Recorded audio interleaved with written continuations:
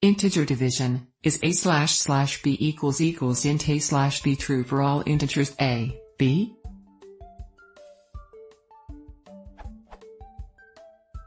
I know that integer division will always return the same answer as truncation of a floating point result if the numbers are both positive. Is it true if one or both of them are negative?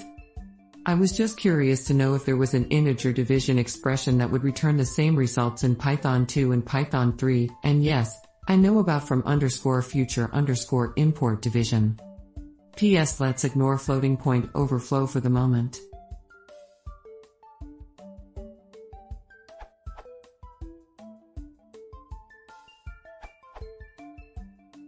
It is not true in Python 3, and you can test it for yourself.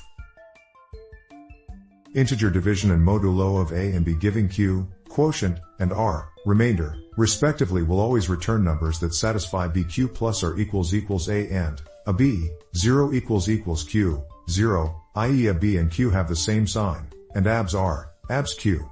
The expression int q simply always rounds towards 0 if q is a floating point number.